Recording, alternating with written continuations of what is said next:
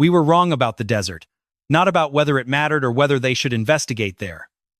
We failed to understand what it was hiding and what truths it was keeping for us. For weeks, the Catalina desert surrounding Nancy Guthrie's home in Tucson was treated simply as scenery, a static backdrop.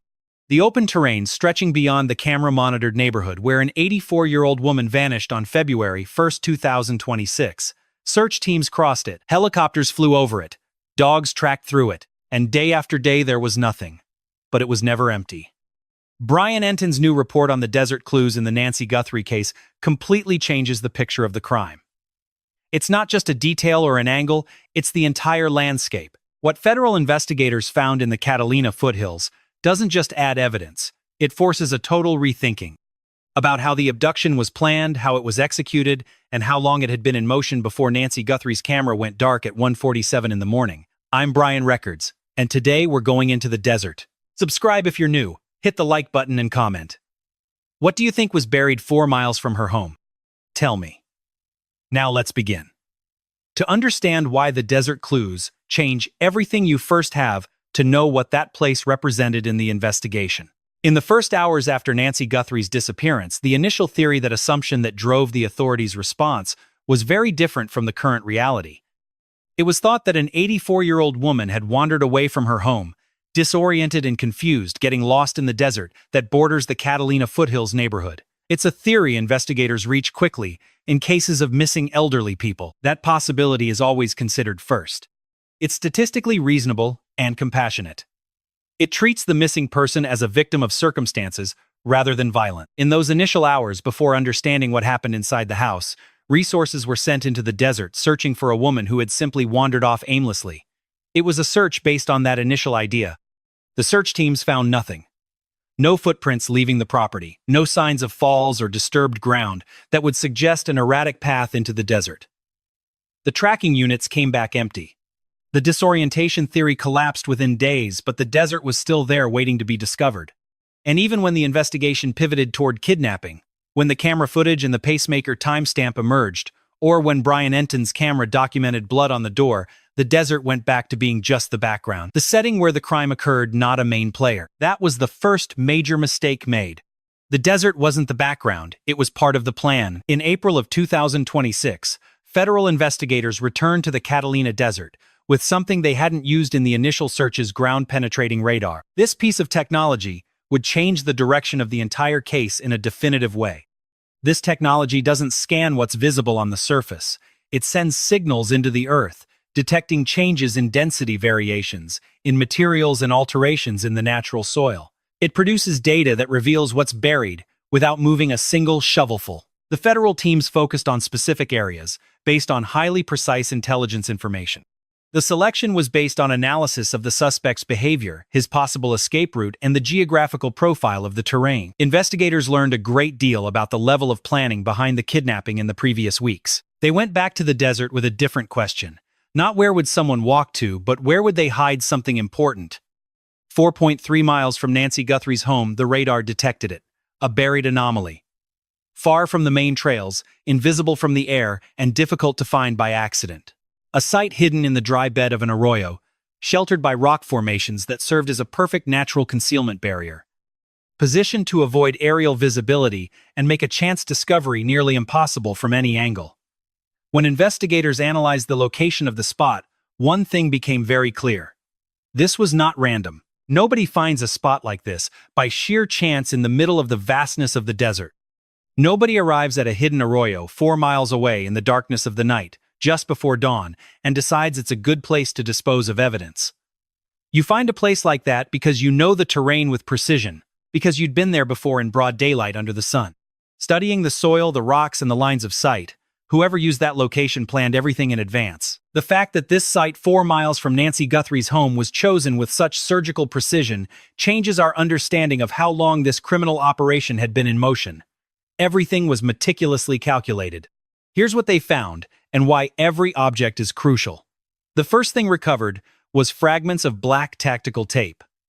This is not a common household item. It's not something you keep in the kitchen drawer or in the toolbox in a garage in most homes. It's used in tactical military and police operations, or by people preparing equipment to eliminate reflections, secure tools silently, or modify the appearance of objects.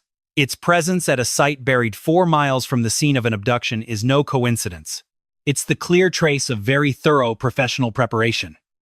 These are remnants of prior logistics. The second object found was a hiking boot.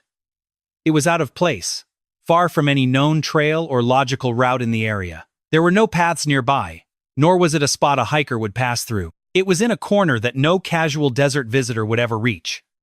Individually, each object could be explained away. Tape blows in the wind, and boots get lost. But investigators don't analyze objects in isolation, they analyze the complete pattern. An anomaly detected by radar in a hidden location, chosen with precision, containing tactical tape and abandoned gear.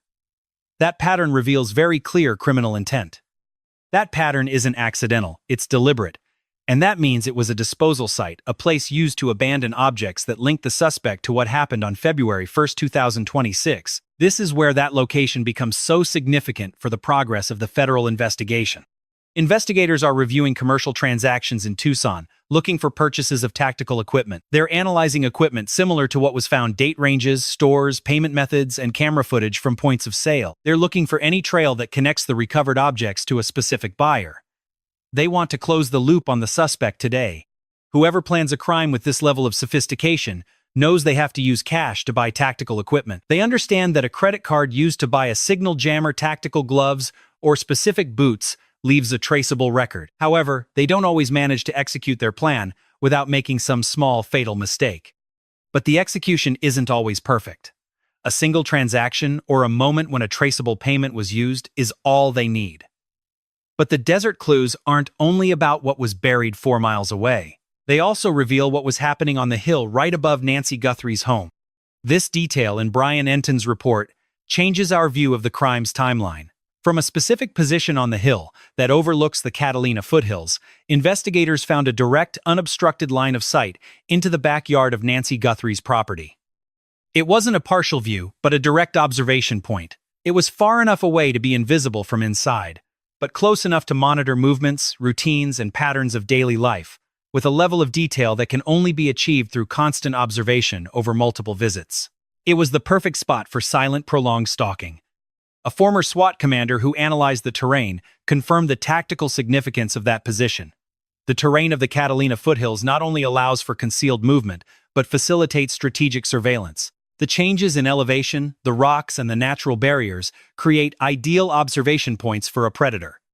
They create vantage points that someone with knowledge of the landscape can use to watch a property for a long time without being detected. Think about what this means for the case.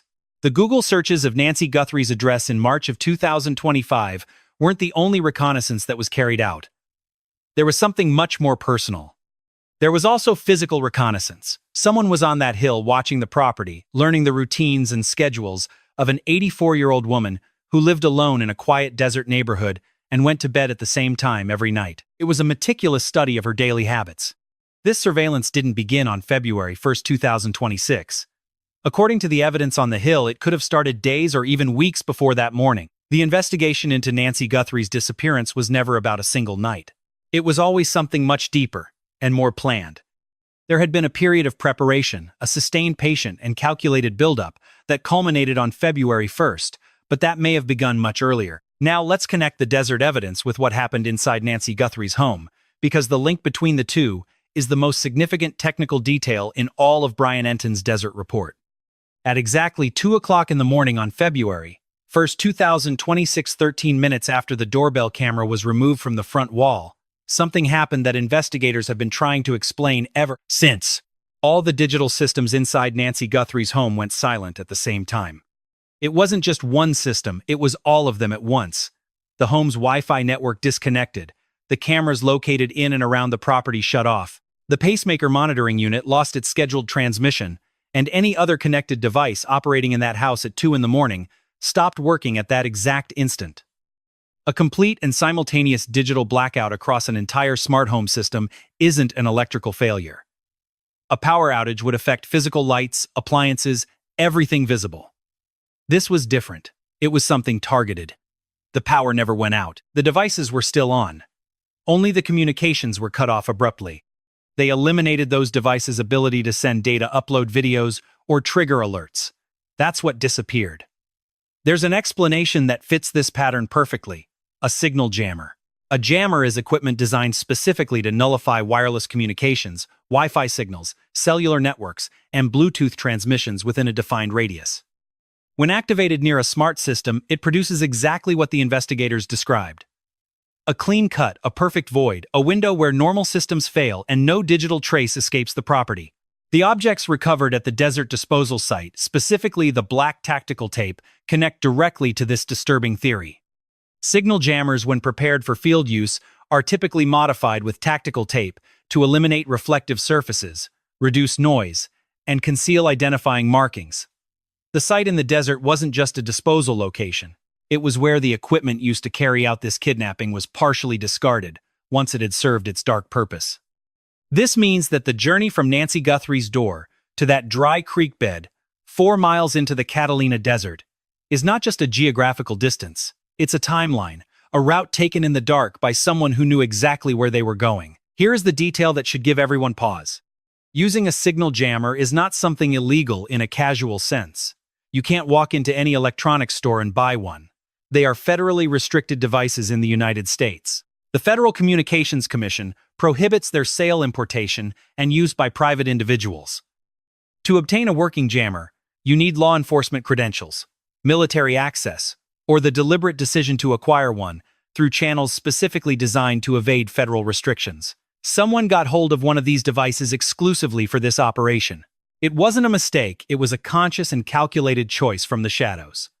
That decision to obtain restricted equipment months before a kidnapping reveals everything you need to know about the level of intent and preparation behind what happened to Nancy Guthrie.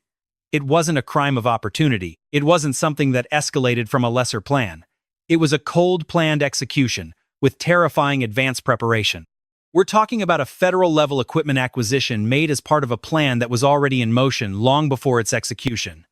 Whoever took Nancy Guthrie had a jammer. They had tactical tape. They had hiking boots chosen for desert terrain. They had selected a disposal site 4 miles from the property. They identified a surveillance point on the hill above the backyard. They researched the address online months before. They prepared the back doors for their exit.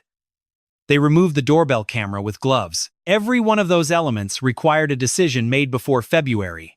First a purchase, a trip, or a meticulous preparation. This is not the behavioral signature of someone who decided to do this on a random Tuesday. It's the trail of a person who planned it months in advance and executed it with a precision that police have repeatedly described as something never seen before. Now let's talk about that figure that appeared at 1 in the morning. In the timeline of that night, the security cameras captured someone near the front of Nancy Guthrie's house at approximately 1 in the morning. This was 47 minutes before the doorbell camera was removed. 47 minutes before what many considered the start of the kidnapping. For weeks, that 1 o'clock figure was treated as the first documented moment of the suspect on the property, his first appearance, the beginning of the operation. Brian Entin's Desert Report challenges that assumption directly and forcefully. If whoever kidnapped Nancy Guthrie had a jammer and was planning to use it to create a total blackout, then that frontal appearance at 1 in the morning may not have been the point of entry. It could have been a distraction. Think about this carefully. It was a chess move in a deadly game. A jammer creates a void within a defined radius. But before you activate it, the cameras keep recording. The Wi-Fi keeps transmitting. If you approach the front of the house while they're working, you generate evidence. You create a record of your presence that investigators will eventually find, unless that's precisely the original plan. If someone appeared at the front being recorded while the real entry was being prepared at another point on the property simultaneously, then that video isn't the start of the crime. It's a deliberate distraction, a moment orchestrated to redirect the investigation's focus toward the front of the house, while the real threat lurked at the back. Meanwhile, the actual approach was coming from a totally different direction. A back entry, a silent advance through terrain that someone who had watched from the hill would understand perfectly, coming in from an angle that the front cameras couldn't capture, taking advantage of the natural blind spots in the property's security that they had already identified. These were blind spots that surveillance from the heights would have detected in advance. The figure at 1 in the morning may have been placed there intentionally, not to enter but to distract. And if that's true, it means the operation was far more sophisticated than even the most alarming analyses had suggested. It means the suspect wasn't just capable of executing a plan, but of managing a counter-investigation narrative in real time. He was creating a piece of video that would redirect attention, while the real event was unfolding out of sight and out of frame, deceiving everyone from the very beginning. This is where Brian Entin's report intersects with the ransom notes, and where the strategic picture of the crime starts to make sense. The notes were sent to TV stations, loud, public, and media-driven, generating chaos in every direction simultaneously to confuse local authorities. They forced investigators to chase a financial motive, generating cover. They kept the story visible, while the real evidence was sitting in a private laboratory in Florida. The disposal site in the desert was chosen 4 miles from the house, hidden to avoid aerial detection. Loud in public, silent in the desert. That combination of deliberate media noise with meticulous private concealment isn't a contradiction. It's a strategy. It's the behavior of someone who understood that a major investigation would generate enormous noise and designed their movements specifically to exploit that confusion to their advantage. They kept investigators looking at the ransom, the financial motive, and the Bitcoin wallet, while the physical evidence sat in a hidden spot in the desert that nobody was watching. The desert wasn't where the crime was committed. The desert was where the evidence was supposed to vanish forever without a trace. And it almost worked. It took federal investigators ground-penetrating radar geographic profiling and behavioral analysis to return to that specific creek bed 4 miles from Nancy Guthrie's home. It wasn't a chance discovery, nor a stroke of luck for the agents involved in the search. It was a methodical investigation, aided by technology, that returned to terrain already searched to ask a completely different question. It wasn't about where she would go, but about where someone would hide. There's one final element in Brian Entin's report that deserves to be understood with total clarity, because it speaks not only to the evidence, but to the nature of the person behind it all. Someone was on a hill above Nancy Guthrie's home and watched her. They monitored the lights in her windows, the rhythm of her routines, when the lights went off and when they came on. They watched an 84-year-old woman who lived alone, spending her days in the quiet of the Catalina foothills, in the city she chose for retirement, and in the neighborhood where she felt safe. They came back several times until they understood her schedule well enough to act. To know that on the night of January 31st, 2026, the conditions were perfect. Everything was in position, the equipment ready, the disposal site chosen, the escape route mapped out, the distraction prepared, and they came down from the hill. The desert wasn't empty. Someone was watching her. And the target of that stalking was an 84-year-old woman who had done nothing in her life to deserve this fate. She had dinner with her daughter, one January evening, came home, and went to bed without suspecting for a single second that that night would be different from any other night of her life. The ground-penetrating radar located what was hidden 4 miles from her home. The FBI now has the burial site. They have the tactical tape. They have the boot. They have the surveillance point on the hill. They have the profile of someone who planned this for months, the DNA in Quantico, hair's fabrics, and biological remains heading to state forensics. Those leads don't distinguish between what was found at the house and what was found in the desert. It all goes to the same lab and goes through the same advanced forensic analysis. It all serves to build the same puzzle from different angles. The desert, at last, has begun to give up its darkest secrets. Not all of them. At least not for now. But enough to change what we thought we understood about this criminal case. We were wrong about the desert, and Brian Entin's report confirms it. The desert was never just the landscape. It was pure evidence. If you have information about Nancy Guthrie's disappearance, contact the FBI right now. The FBI tip line is tips.fbi.gov. Call the FBI directly at 1-800-CALL-FBI. The phone number for the Pima County Sheriff is 520-3514900. Subscribe to Brian Entin. Hit the bell and comment right now after learning about the disposal site. After learning about the signal jammer evidence and that surveillance point on the hill. Do you think the person responsible is still hiding in Tucson? I want to know what you think, and we'll see you in the next installment of this investigation.